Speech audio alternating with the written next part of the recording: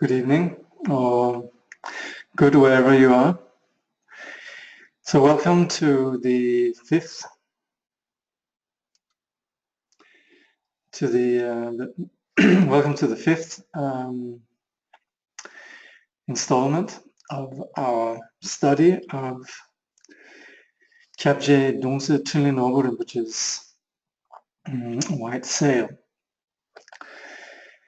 So today we're going to be looking at how it works with our perceptions.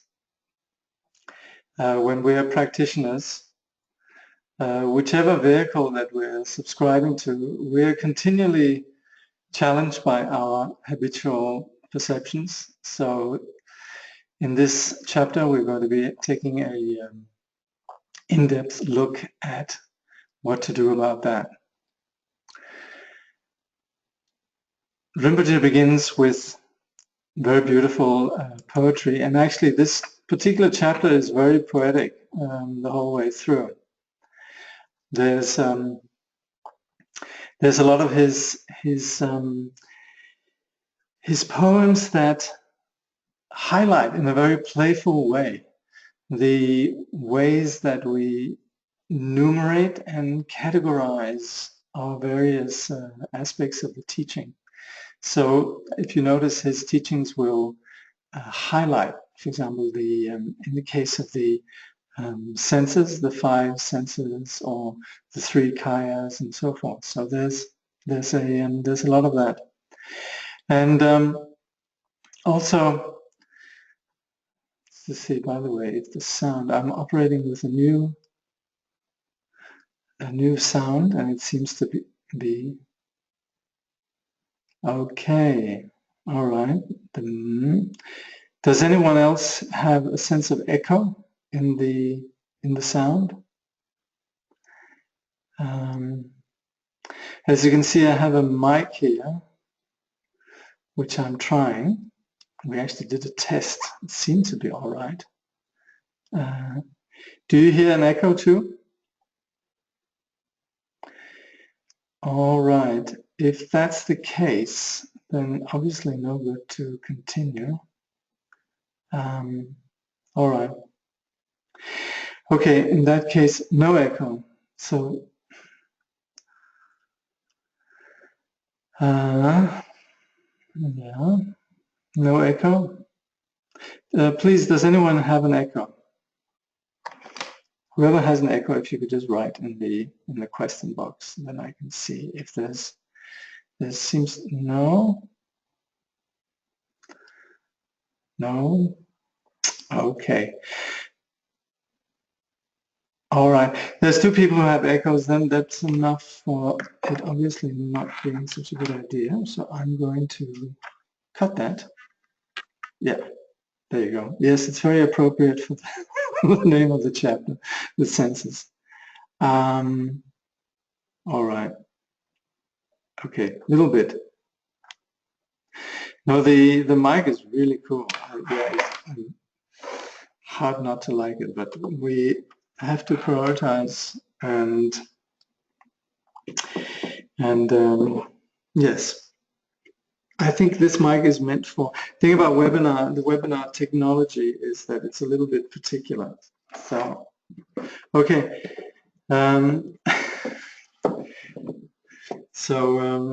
Yeah, is it okay now? Is the sound all right? You people who had echoes before, are you echo free now? Okay. Okay. Yeah, it's very appropriate for the nature of the chapter. Okay. So the chapter here, notably the senses, I put in this this quote, which I was actually sort of looking for it in its original form, so I found it, and it's something that I often quote just to identify the roles, you could say, that eternalism and nihilism they have, and to cling to things as being, in this sense, real, having some ultimate reality. That's what we call nihilism. That's to be a bit naive, to put it more politically correct. But to cling to this idea, which we very often get when we have a kind of radical nihilism, or what's it called, radical skepticism, saying, well, we can't really know anything, there's nothing.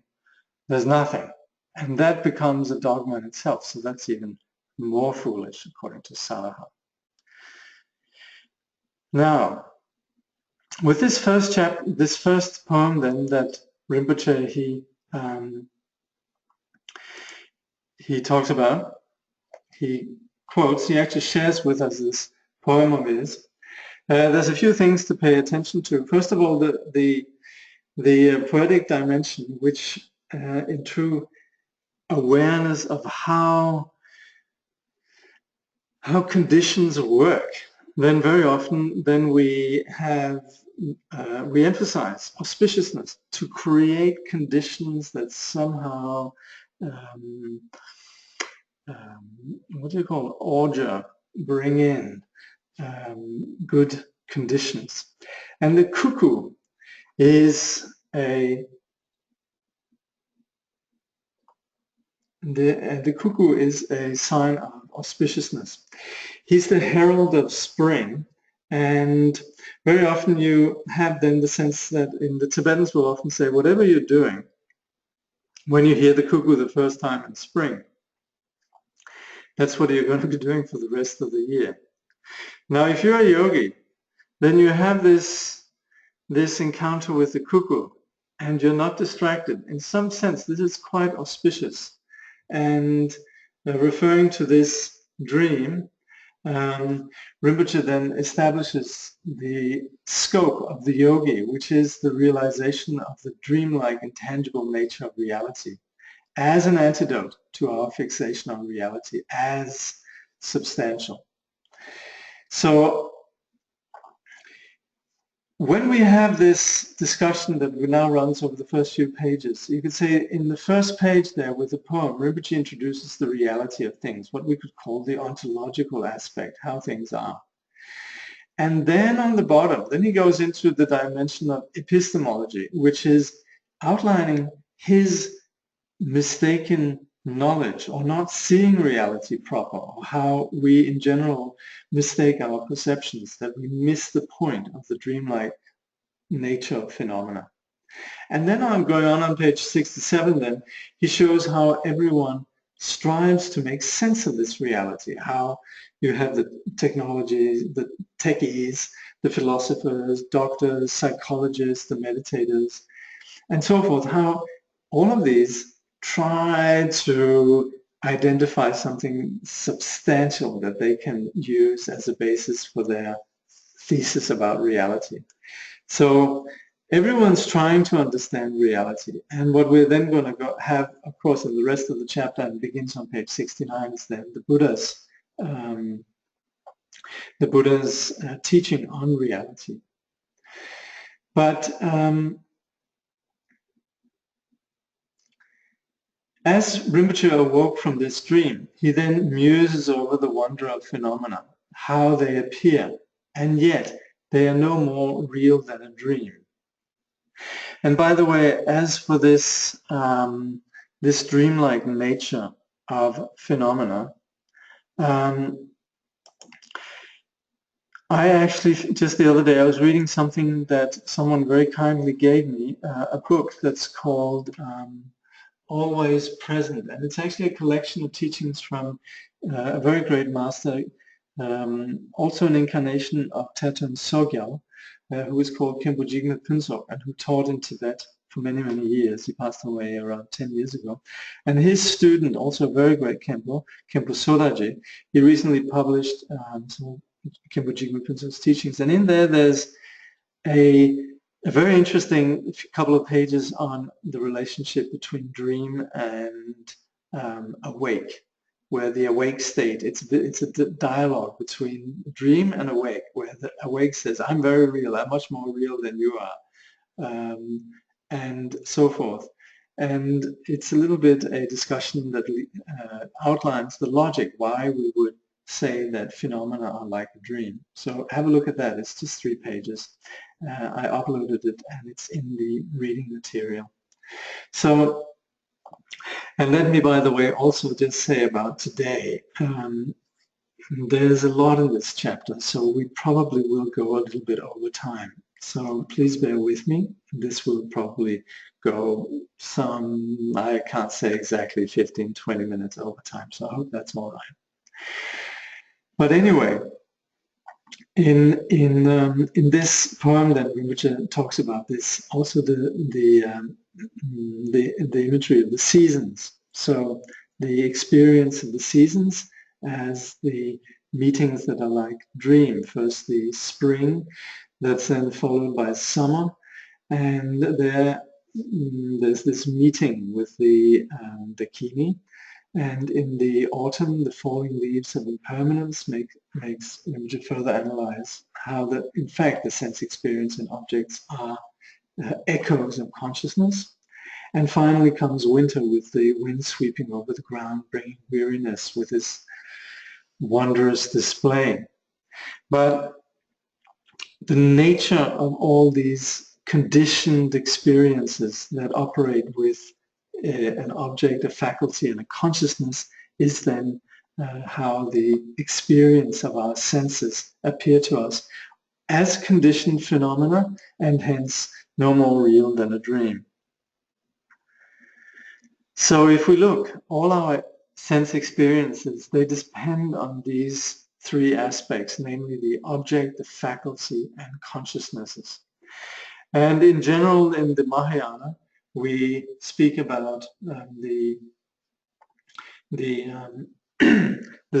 5 senses that are familiar to us, and also we include the mind and consciousness that reacts to this. What we call the afflicted mind is the 7th consciousness, and then the basic ground of consciousness, the what is it again, this continuous mind. This ordinary continuous mind is what we call the alaya, the storehouse consciousness.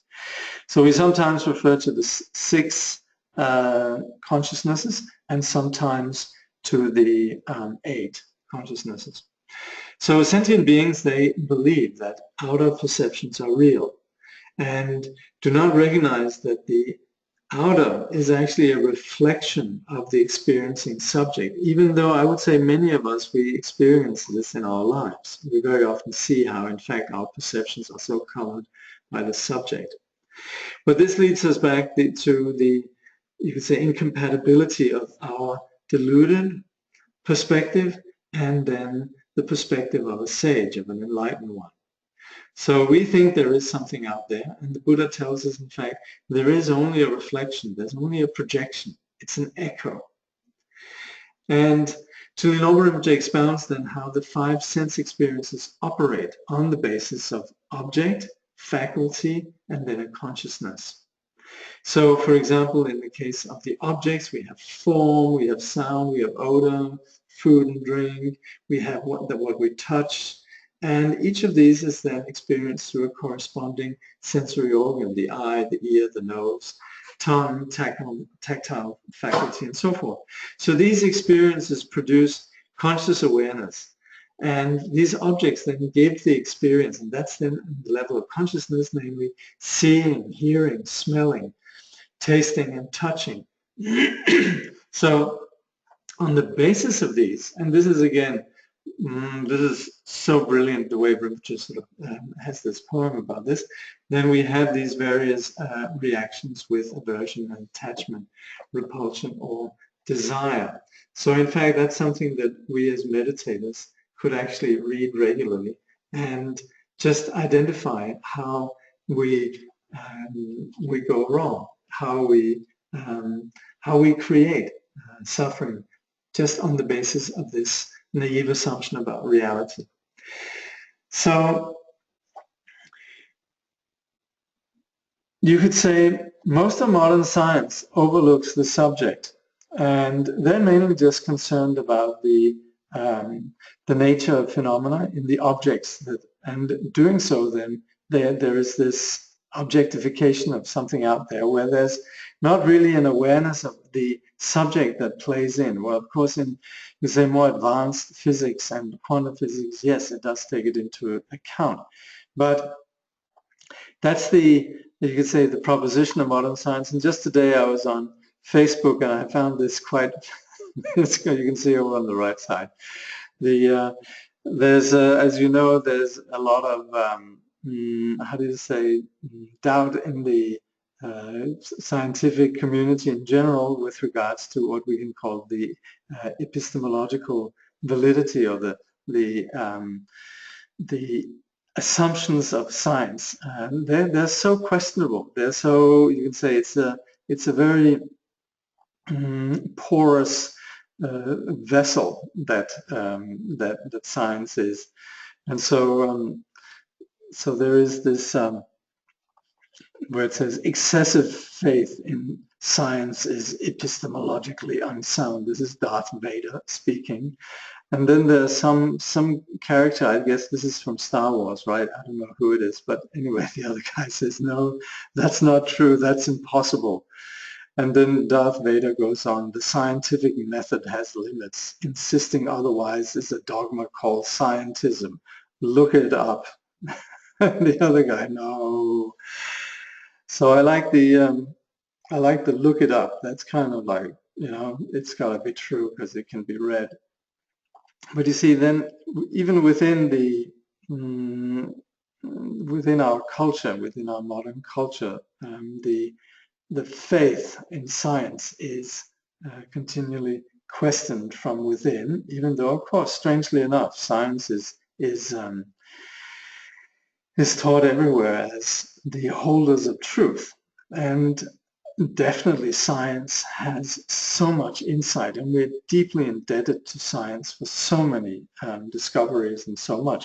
But as far as the dimension of happiness and suffering is concerned, that's where you could say there's not basis for excessive faith at all. And the same actually applies to the fields of philosophy, medicine, psychology, and even meditation, where these attempts at objectifying, substantiating something that we can grasp is very dubious. And so it's only when we have someone like the sage that realizes that this dreamlike subject-object play is just like a dream, that it's something that cannot be grasped, that we begin to identify, we begin to identify the nature of reality, and with that also freeing us from confusion, we unfold then the qualities of enlightenment, which are then represented quite sweet in this drawing here. So, as Rinpoche says, then the musing over how the play of the subject and object is so wondrous. This is something where we can say that there's nothing that can be grasped, and this is what you could say is the theme of this entire chapter. Meeting, meaning again the meeting of the object and the subject, which is no more real than a dream. So the point is, we needn't be caught by it. We needn't naively attribute reality to these perceptions. Sentient beings caught by duality react on their own reflection. They create karmic patterns and they suffer as a consequence. So that's of course why we are you can say endeavoring with all of this. It's not because we're philosophers or want to get the math straight, but it's simply because there's suffering, and not just ourselves, others as well. So in the Pali Canon, we speak of 6 consciousnesses, and in the Mahayana we have 8, and this we saw before. So the Buddhas, they see clearly with unveiled perception the nature of wisdom, and while sentient beings, you could say all the perceptions, they see these as just display. while sentient beings, they grasp at their own projections. And this results then in the idea of a possessing subject and a possessed object. And we then say that the light of actual phenomena, dharmata, is veiled by the curtain of obscuration. And this results in the karmic patterns of painful reactions, attachment and aversion to these sense perceptions. Now, all these sense perceptions, and we talk about 6 of them, including the mind then, we call gatherings sometime. And Thinley Norbu, he also in the Small Golden Key talks about how we want to integrate the gatherings as practitioners. So these perceptions of subject and object, they happen due to this ignorant duality. And when we try to map this, we then in the Pali Canon and so forth, we speak of the 6 consciousnesses, and in the Mahayana we speak of 8, because we then add, like I said before, the passions or afflicted consciousness and the basis of consciousness, all ground consciousness. And these then are conscious experiences that manifest differently according to the particular realm that we're in, the different worlds that we experience. So the gatherings of object, faculty, and consciousness. So when they experience with dualism, these bring samsaric suffering. When they integrated with as wisdom, they bring enlightenment.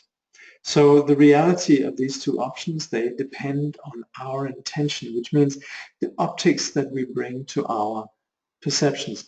So it's no good that we now, as practitioners, we sit down and say, oh my God, I'm getting it all wrong. That's not the point. We do get it wrong. That's given. That's the first thing Rinpoche says. We all naively are stuck in this.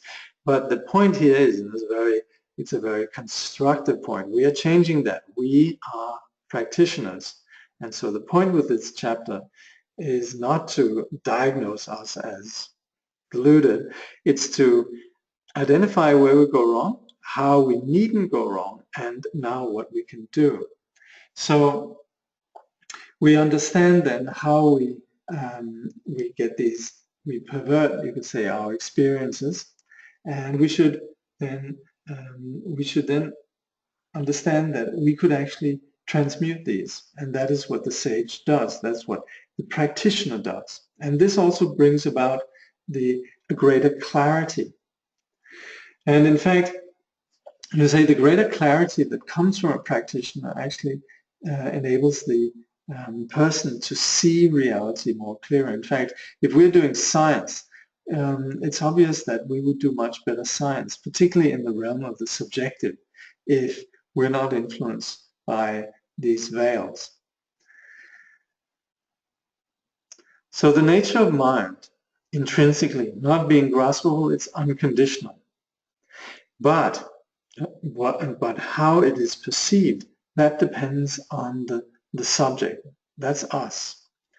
So once purified, its perceptions then manifest according to the needs of beings. So once there's the practitioner purifies the perceptions, then the perceptions begin to, you could say, manifest as wisdom display, something that benefits both the needs of the individual practitioner as also in the interaction with others. But the reality of mind, we say it's unconditional, is that it's never discontinued. It's because mind is never subject, ultimately, to the constructions of time and space. What we have now, a distorted perception, can be purified, and we can unveil unconditional reality. This is unlike the fragmented experience of sentient beings. And yet these, you could say, experiences of wisdom perception that we gradually unveil according to the path, they then manifest in ways that are beneficial to those like ourselves and others. So basically, through purifying our perceptions according to the various levels, shamatha, vipassana, training in lojong, and particularly then here we discuss a lot the practice of Vajrayana, pure perception. Now when we look at all the display that we see around us, And here Rinpoche goes into a discussion of the 5 elements. Whatever we see then manifests from the potential of these 5 elements. We say that formation happens from earth, gathering from water, ripening from fire, increasing from air, and development from space. So it's the potential of the 5 elements that give rise then to the subjective sense experience. And with these 5 outer elements of earth, water, fire, air, and space, we recognize how this creates our perception of the outer world.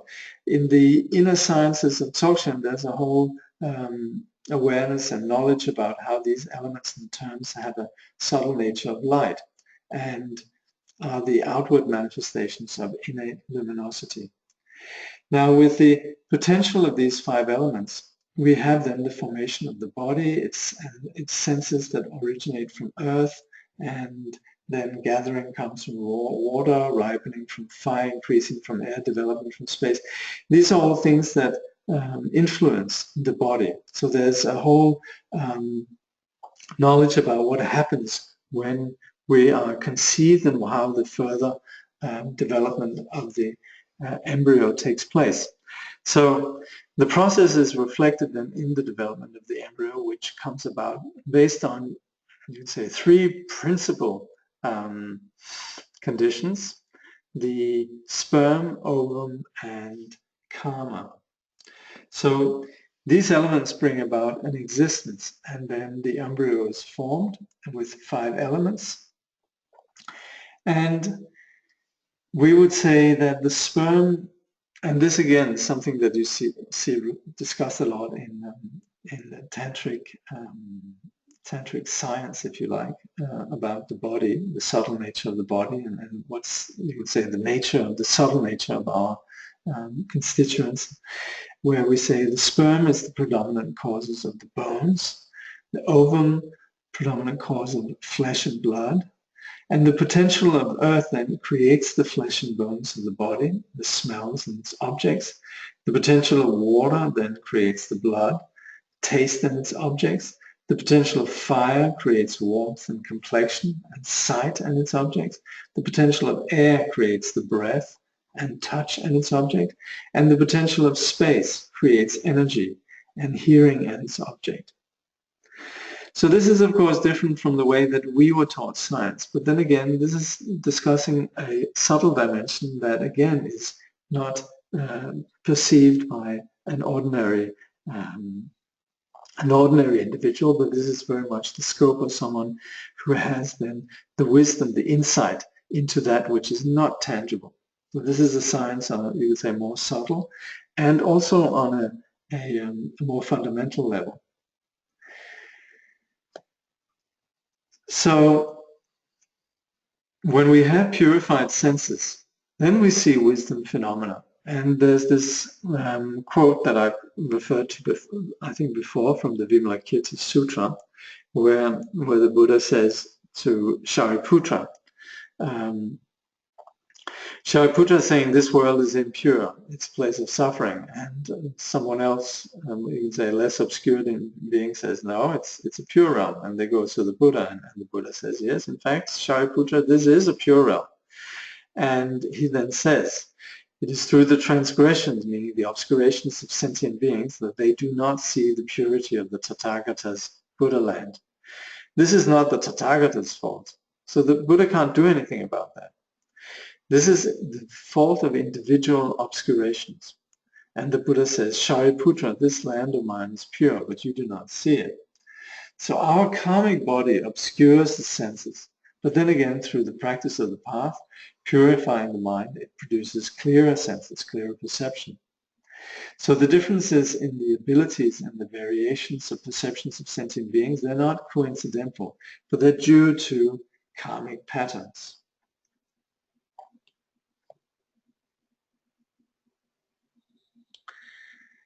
So let's just see if there are any questions at this point.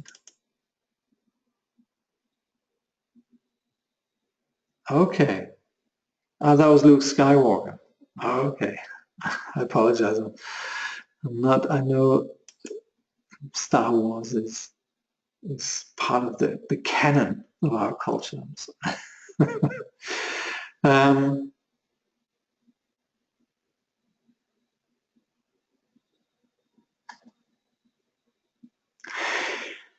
So in terms of there's a question how it affects us when we lose our sperm in this non-tangible science.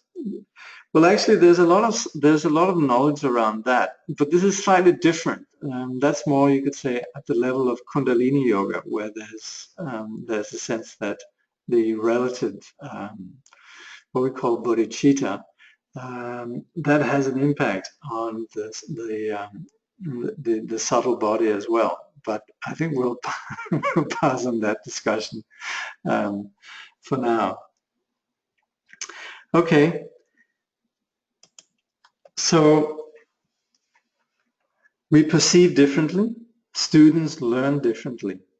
When we clear our fragmented senses, it heightens our capacities.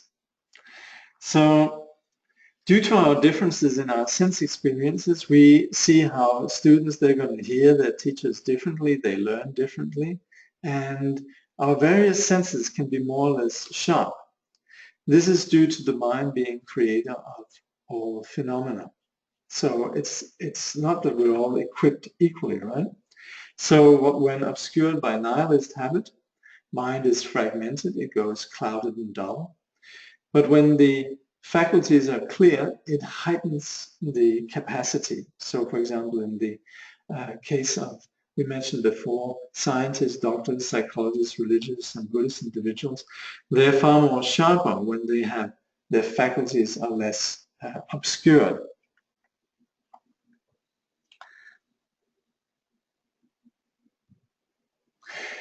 So something that we can try and check this actually, but we can see that our consciousness actually cannot multitask. Each moment of consciousness gives rise to conceptions of like and dislike. Such reactions obstruct our perceptions.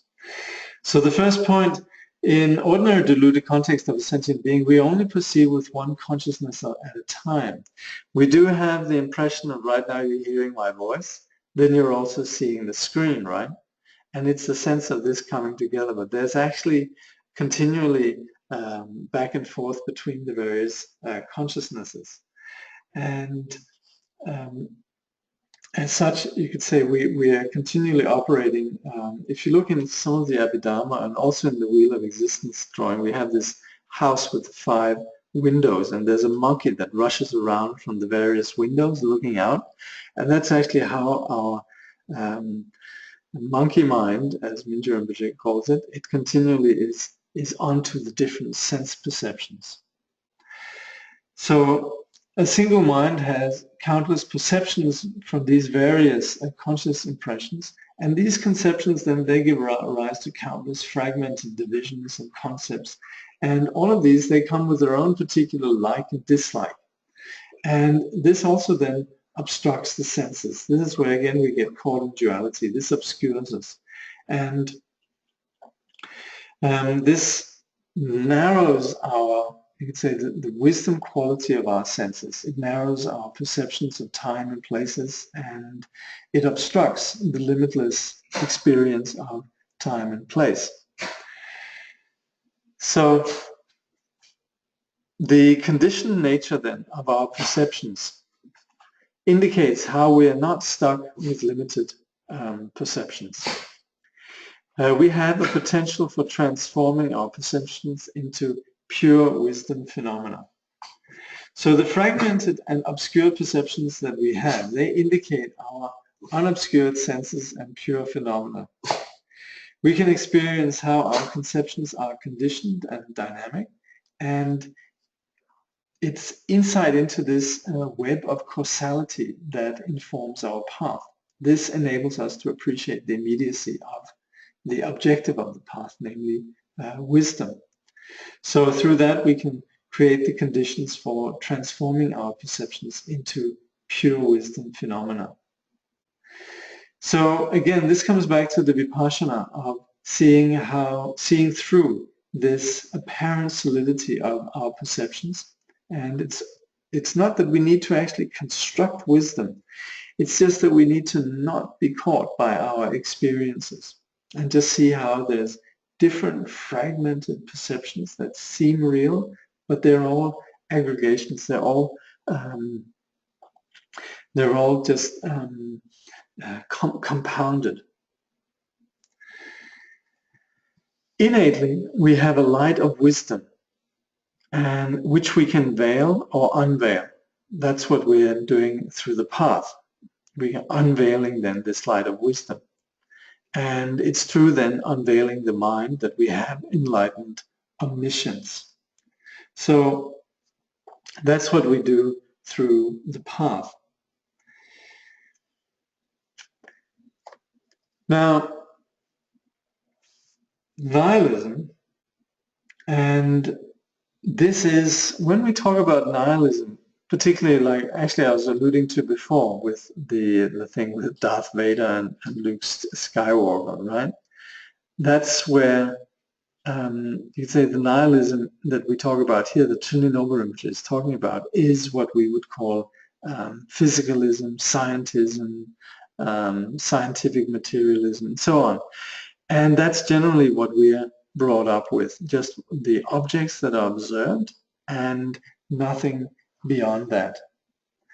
And so this is what's very much at the forefront of the refutation here. So this nihilism believes that there is a distinct objective universe experienced by a distinct consciousness that is the product of physical conditions. There's a world out there, there's us that are experiencing it, that we're different from that, and this consciousness itself is product of physical, and you could say inert or inanimate physical conditions. So such a dualistic view then conflicts with mind as substanceless, and that again conflicts with the idea of reincarnation, or probably more what now we've studied karma and Rinpoche, which is called rebirth, reincarnation, implying that there's this constancy, rebirth more, that there's this continual shift. Anyway, so it's the point really here is that modern science rejects that the mind is the origin of all phenomena and all sensory perceptions. And consciousness here is a consciousness of objects that only takes place when there's physical organs that perceive objective phenomena. And that then creates consciousness. And that consciousness, so everything here is essentially created by matter.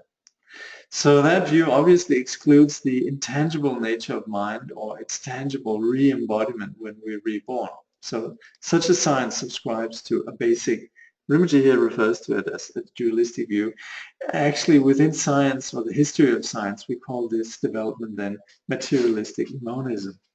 Before, even at the time of Descartes, we had what's called dualism, a different kind of dualism, not the Buddhist dualism, but that's the idea of there's mind and there's matter. And you can say the scope of Descartes' science was understanding the materialistic dimension of matter. And he believed in the soul. He believed in an intangible mind.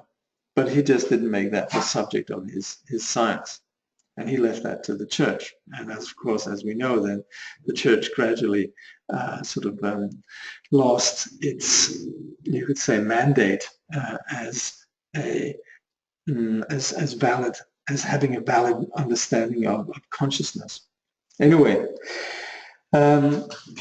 so nihilists, they believe that consciousness can originate from inert substance, while the Buddhist view is that consciousness is independent of the elements. So someone passes away, that's, you could say the mind actually is independent of the elements that you could say are exhausted when somebody dies. So substance in itself has no potential to produce consciousness. And this is, of course, is where there's a tremendous leap of faith in modern science, that you actually, there's this idea, nobody really knows how, and that's sort of like, we're not quite sure, but we're sure that we'll eventually find out. But it's basically this idea that consciousness is produced from what has no consciousness. So nihilists, they believe that sentient beings, they're created by the DNA or you could say matter, and countless scientists believe that there's nothing beyond the physical, between what's physical. So here then Thinley Norbu says, unlike nihilists who think that the forms of living beings are determined by their genetic heritage, Buddhists believe that mind creates habit, and habits creates living beings and realms of existence that can arise in any form depending on the aspect of the habit that mind creates, unless continuous mind is transformed into unending wisdom mind, free from dualistic conception. So that's essentially what we're doing. This is, you could say, where we're objecting. This is where we say, sorry, mind coming out of inanimate matter is basically defying a commonly accepted recognition that there's a compatibility between cause and effect.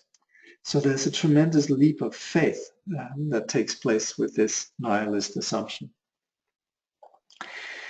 So some think mind has substance. There's even some spiritual paths that believe that. On investigation, however, nothing is found in the object. Nothing is found in the subject. And that which undertakes this analysis, the experiencer, cannot be found either. And yet, we experience a solid realm. So some might think that mind is solid, and it's even found in the body. So that's just an expression of a dualistic idea, and that idea then creates karmic patterns that projects the realms that we experience. You could say there's a common acceptance then of this kind of limited physicalism that is common to the general outlook of people who subscribe to this view.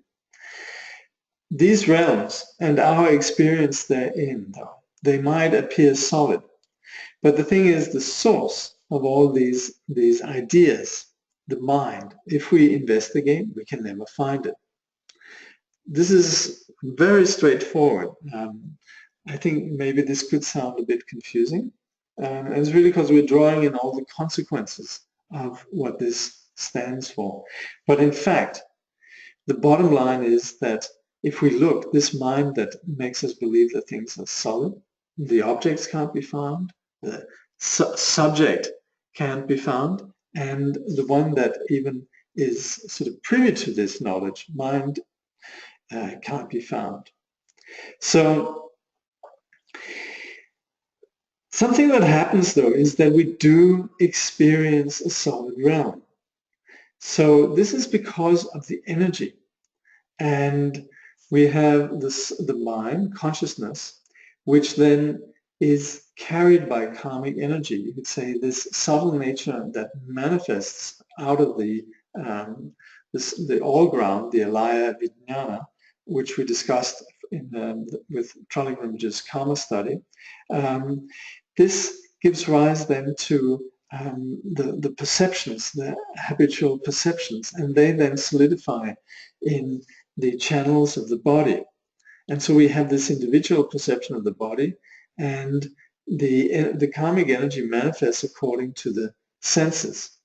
So it's a bit like electricity, that we don't notice electricity, think of electricity until you could say, its imperceptible energy is hooked up with the right conditions, and then we can have the light that comes from an electric lamp.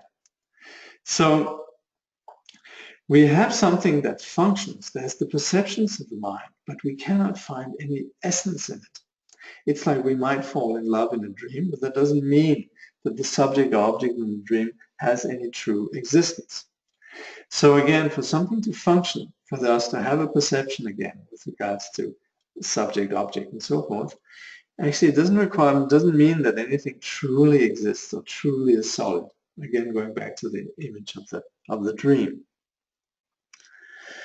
So the capacity of mind manifests through conditions, just like a lamp indicates then the presence of electricity. These conditions then are channels, what we call nadi, the airs or prana, and essence, bindu. So joining these aspects of wisdom deity with our perceptions transmute our experience into wisdom. So there's a science around these perceptions. Mind is intangible, but the imperceptible electricity that becomes functional when there is the condition of the lamp, that kind of imperceptible energy, we can actually work with it through applying then or working with the channels where it, like the lamp, which is then the experience of the body, with its channels, the prana, the energy of the airs, and the essence. So using that then are methods to actually harness and use these components of who we are. And we can use these to purify delusion. So this is what we do. For example, even we sit up straight, like we sit up straight and we assume the posture of meditation or any kind of hatha yoga, naturally our body feels better and our mind is clearer. And with that clarity also, our perceptions of objects become purer. So here the recognition of wisdom deity is then joined with the sensory experiences of channel, airs, essence, and transmuting these ordinary karmic conception into pure wisdom conception. That means that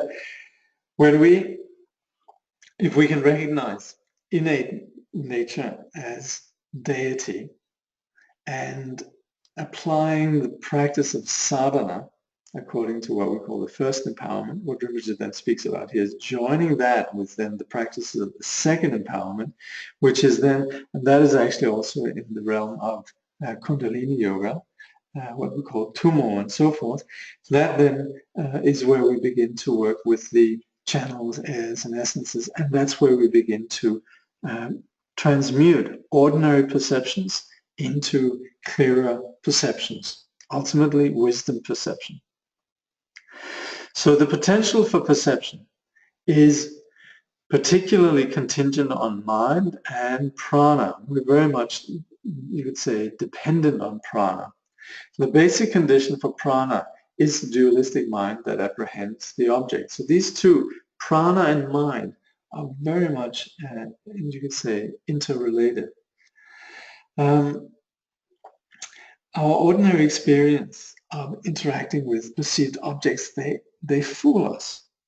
So in our potential for projecting an object of perception is not always manifest, but it becomes manifest only when the object appears. This unfolding of this potential, Rinpoche describes in terms of the five senses. If you look in the book in page 74, second paragraph, then Rinpoche describes this interaction then between the five senses.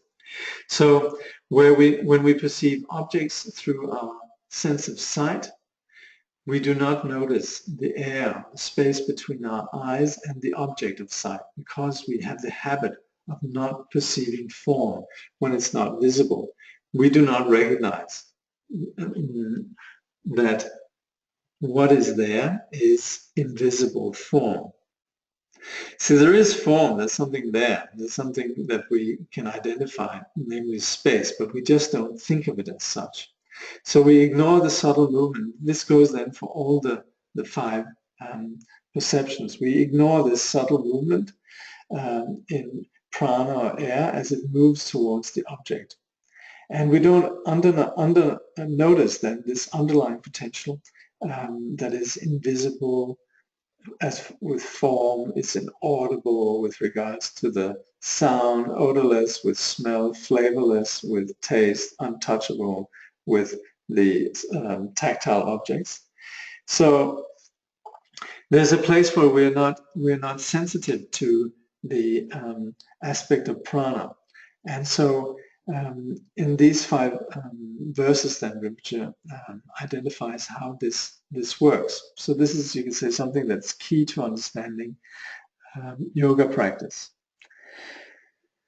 So prana is something that has a lot to do with the dualistic mind because it originates with the notion of objects. And then when the deluded mind grasps at the object, then there is this movement back and forth, which in its conspicuous aspect becomes the outer air and then the inner breath, and particularly the way then our consciousness moves towards an object and gets caught up again through the modality of the bindu and so forth. So there's a science around this.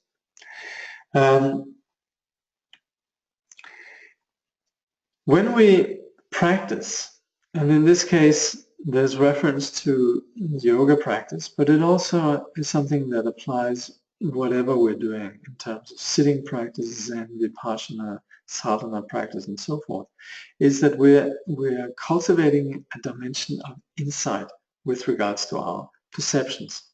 So through practice, we see through the deceptive masquerade of the object. We cease to be agitated about the object. Until then, we're like a crippled rider on a blind horse, headed for disaster.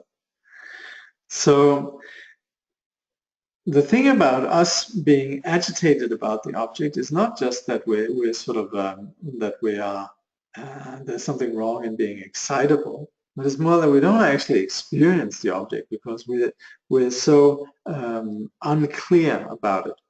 So if we want to really appreciate the object, really see what there is, you could say, really get excited about the object, then actually agitation is not going to help. It gets in the way. And this agitated state, again going back to the domain of nadi and prana, is where we are like a crippled rider, which is like the mind, on a blind horse, which is the prana that charges down the nadis and so forth, and just distracted and being lost, the agitated mind, the crippled rider, is headed for disaster. We suffer as a consequence. Integrating then our physical dimension of the channels, the subtle dimensions of the air, with the essence of mindfulness, we then transform perceptions. The channel, airs, and essence transmute into Nirmanakaya, Sambhogakaya, and Dharmakaya. So the thing is, because we're habitually driven then with our attention that goes to the object, we're a bit like an irrigation pipe, a conduit. And what happens is our karmic air of movement gravitates then towards the object. We see something we like, dislike, and there's that whole, you could say, way that we project and blindly follow our projection. And that's where we're like the blind rider on, or like a crippled rider on the blind horse. What we can do, and what's the whole point with shamatha vipassana, mindfulness awareness, and so forth, is bringing our attention to our perceptions and beginning to be fully present there, no longer being blind. So that's where the practitioner begins to work with the channels and the winds, nadi and prana, and the perception of the objects then begin to transform. So both in terms of the perceiver and also that, because the perceiver begins to has vipassana or insight, and also the perceptions that then gradually become purer and purer, ultimately pure wisdom phenomena. So there's restraining this net of our channels that contain the karmic body. When we begin to purify that, then the body has the quality of wisdom manifestation. That's Nirmanakaya or Tulku. The pollution of karmic air, which then normally depletes us and causes heaviness, when this is purified, then we have wisdom sound and clear light pure realms, which is Sambhogakaya. And the obscured mind, which keeps us, like Rinpoche says, like a fly in spittle, When this is purified through the practice of the path, we have unobscured great Bindu, or the all-encompassing circle of the Dharmakaya. So this simply just means that when we have this recognition, then, and also work with our body as a vehicle for that recognition, the ordinary perceptions are seen as Niyamanakaya. The ordinary sounds and ordinary arising of experiences are seen as clear light, and the ground nature itself is unobscured, unconfused, undiluted. That's the Dharmakaya. So here's a really important passage, and it actually informs us about the entire practice of the path. So hang in there, but this is of course something that you can always refer back to, but I wanted to have it in there because this is so important. And again, Rinpoche's beautiful language. In order to be liberated from suffering and to not allow the influence of the outer objects of the senses or to be manipulated by one's own senses, one is supposed to introspect and watch the way that rejection and acceptance occur within the senses, circumstances, and time, looking inwardly towards one's own consciousness of the senses until the senses and the consciousness of the senses become untarnished. The benefit of doing this is that one does not become emotional and disturbed by repulsive and desirable phenomena and by the effort of rejection and acceptance within circumstance and time, and that one's mind becomes stable and tranquil. Ultimately, one can attain the stainless wisdom senses of Dharmakaya mind. That is why one saint said, "When I am among many people, I watch what is arising from my senses. When I am alone, I leave my mind in naked awareness." I think that's Paltra. So when we master the mind through mindfulness and awareness, we can let go of destructive patterns and unveil stainless wisdom. But like I said before, this work is kind of like a tantra. So the eloquence and the pithiness of the words are something you'd want to return to again and again. So Dharma, in general, means to hold, and that's in a very general sense of the word. It's just ordinary phenomena, just identifying phenomena, knowing phenomena, becoming expert in phenomena. Then again, Dharma can of course also mean being the Sat-Dharma, which then refers to the Buddha's teaching. But here we're just in general, we're talking about Dharma as phenomena. Sentient beings and Buddhas have differing phenomena, see things differently. Sentient beings purify their phenomena and become Buddhas. Buddhas experience the pure Dharmas, sorry, not pure but the pure Dharmas of wisdom and pure display. So this merely just means that these phenomena are experienced differently by Buddhas and sentient beings, and sentient beings, they can purify. That's the potential of sentient beings. Having Buddha nature, these obscure phenomena can be purified, and hence sentient beings can become what they innately have always been at the level of the ground, but which they, due to circumstances, fleeting circumstances, they are not. Namely, they can become Buddhas. So we say sentient beings has the purity of the ground, but they lack the purity of having removed temporary confusion. Buddhas possess both these purities. And so Buddhas experience the pure dharmas of wisdom and pure display.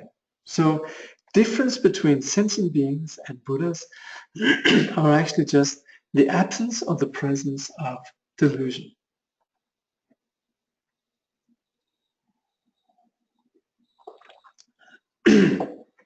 So once again, I apologize. I'm going to be going slightly over time.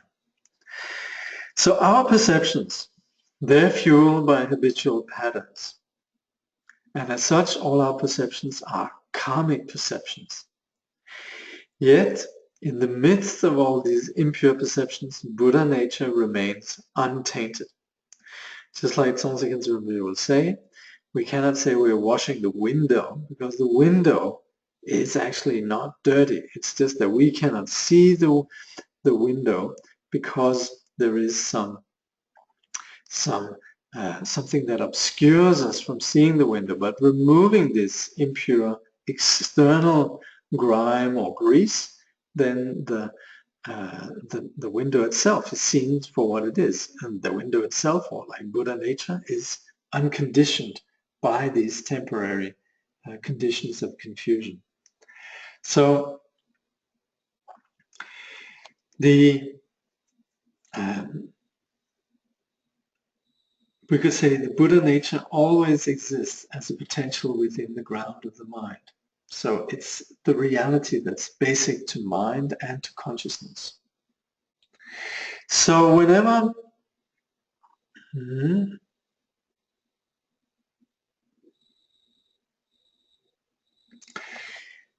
we relinquish nihilism, then we have spiritual or religious experience. So once we get over this superficial relationship to just the surface of phenomena and look deeper, we can have some spiritual religious experience.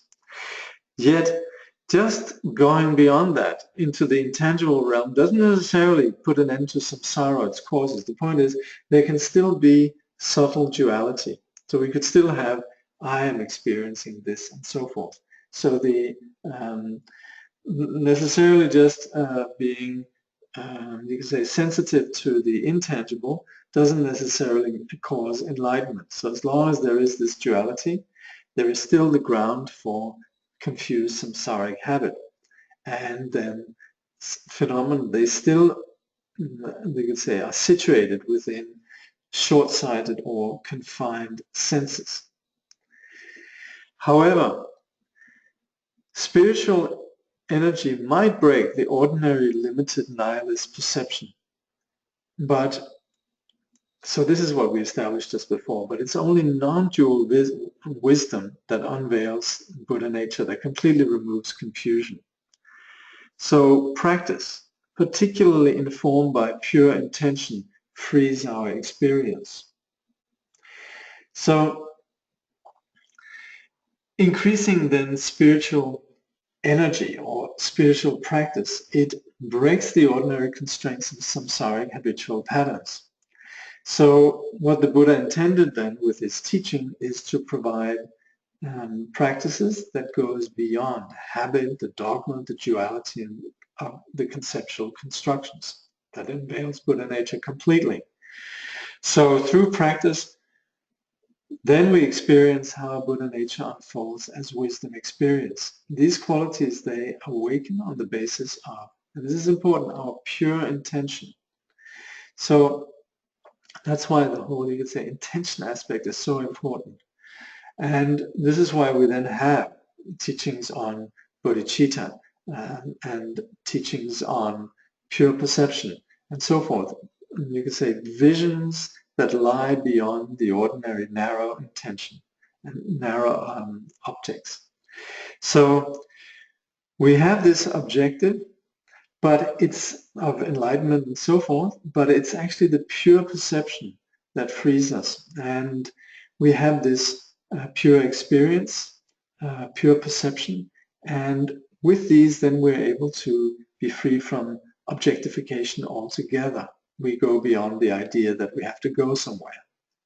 But we need to first have this working with the relative teachings of bodhicitta and the intention and so forth. So Rinpoche, he then actually states, by depending on the goal, the supremely born goalless state is attained. So that's in the book, page 78. So when we join our perceptions with practice, perceptions become our friends.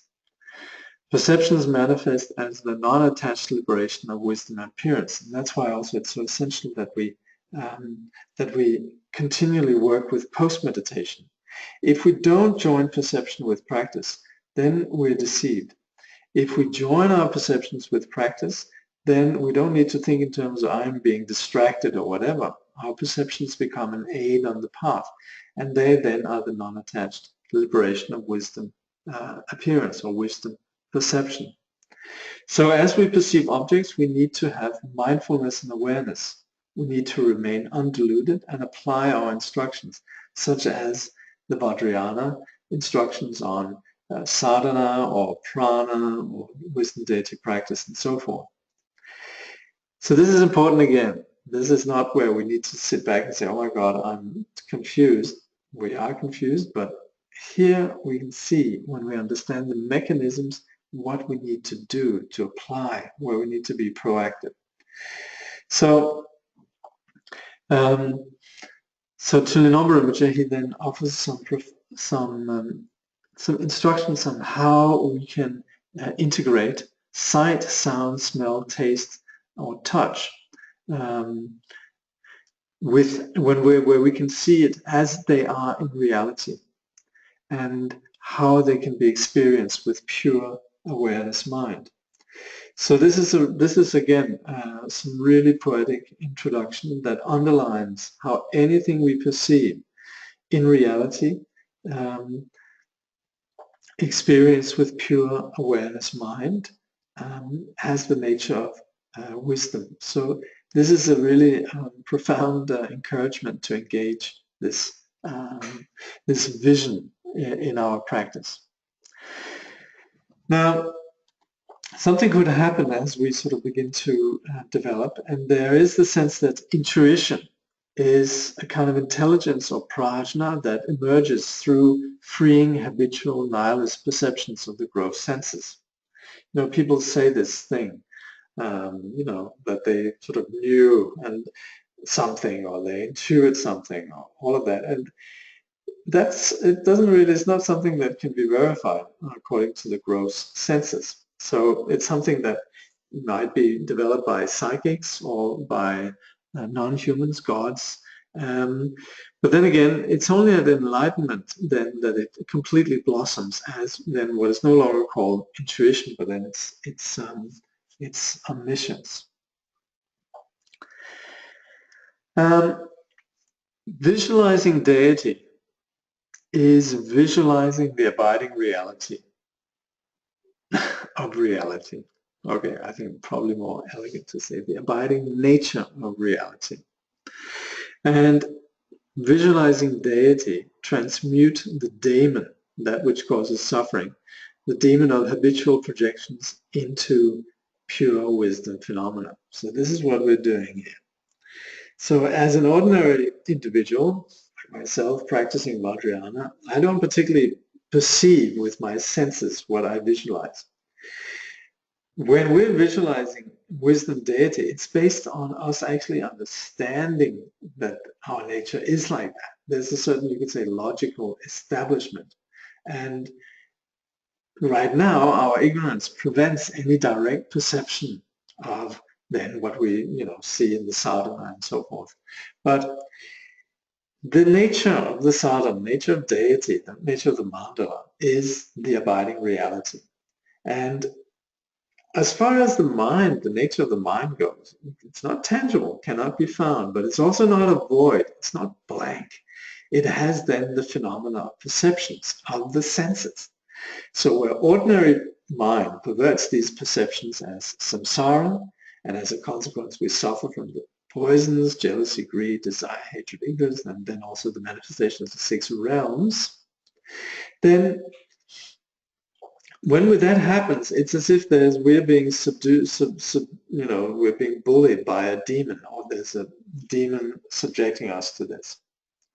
So that happens by us not practicing, not transforming our demon influence habit into, this is Rinpoche quote, by not transforming our demon influence habit into pure wisdom deity phenomena, end of quote.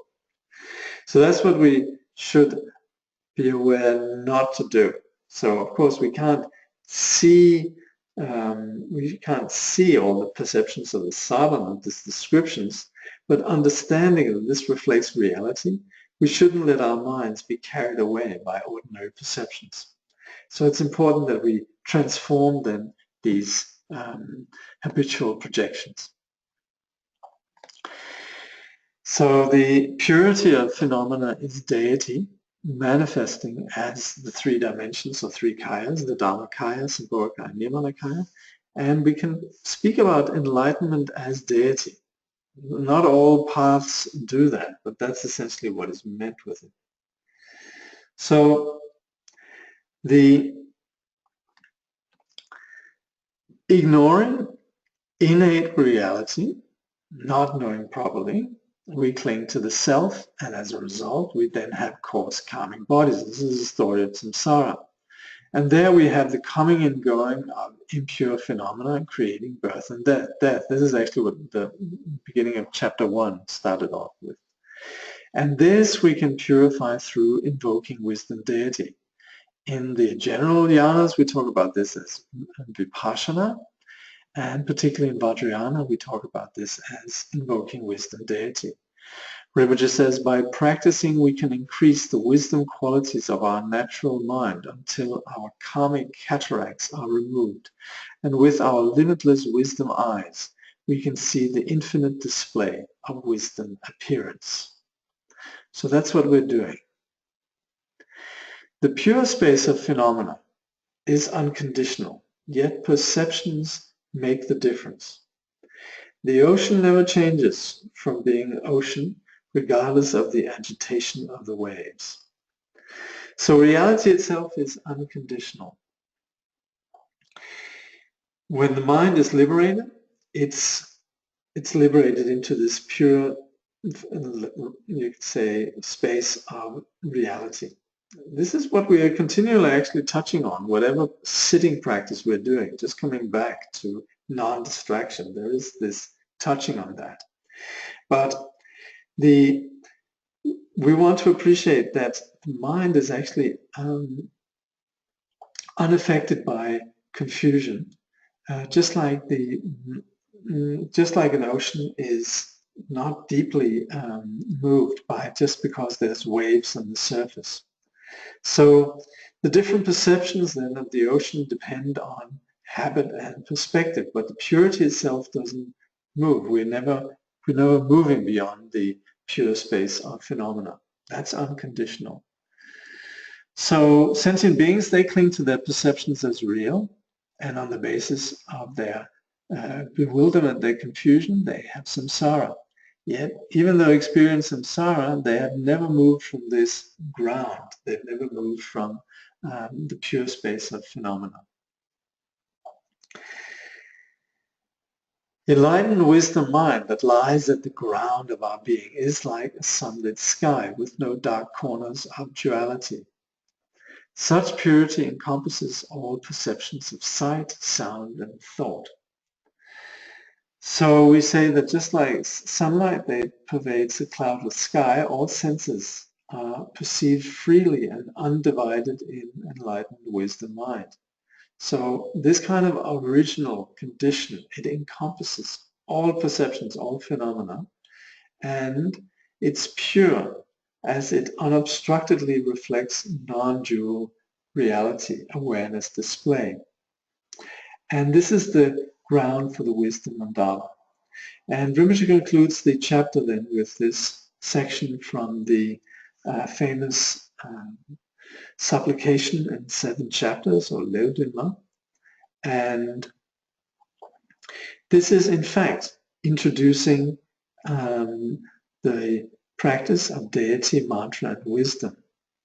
So this is one of these 3 verses are among the most valued gems in the Nyingma tradition. It's said that Jamgon Kongtrul the Great, through hearing this, he recognized nature of mind. It's said that Dilgo Khyentse Rinpoche, whenever he would recite this, he would actually he would actually choke up.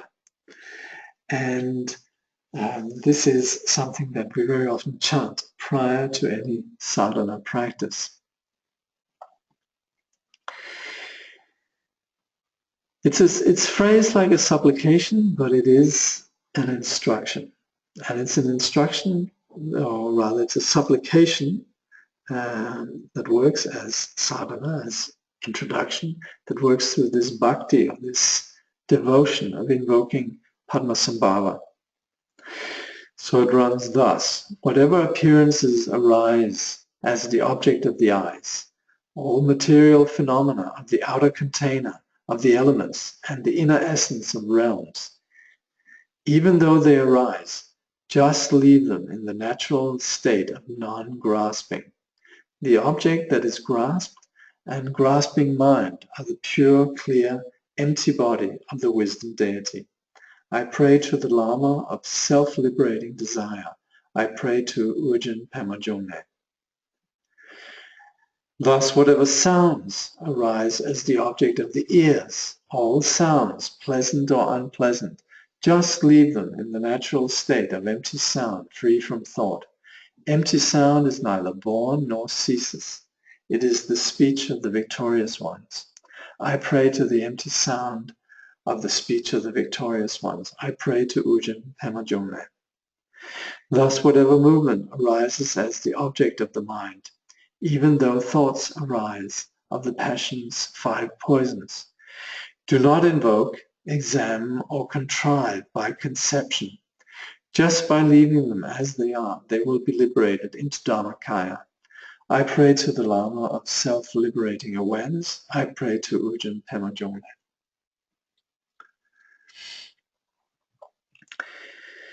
So these verses, these profound verses that sum up the instruction here, this chapter then concludes.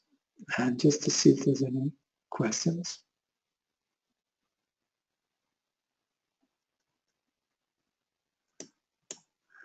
Okay, I hope the sound has been all right. We adjusted a bit, so it should be. Hopefully, it should be all right. I hope it is. Anyway, if there are no further questions, then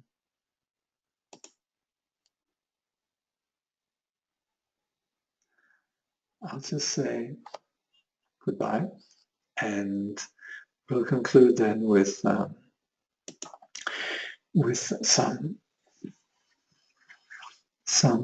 oh yes, by the way, yes, so homework next time. That's actually going to be our last study, this part 1 of White Sail. So we're going to continue. I think we'll start in late October, November, I can't remember exactly. I'll let you know next time. But yes, next time will be the last time for this part 1. So thank you, and please read this chapter then, Karma. So by this merit may all attain omniscience, may defeat the enemy wrongdoing, from the stormy waves of birth, old age, sickness and death, from the ocean of samsara, may all beings be free. May bodhicitta, precious and sublime, arise where it has not yet come to be, and where it has arisen, may it never fail, but grow and flourish ever more and more. Ever absorbed in the display of divine forms in primordial awareness, appearance, sound, and perception in the state of deity, mantra, and dharmakaya, may I, inseparable from the practice of the profound and secret great yoga, attain within the essence of mind the state of one taste. Thank you.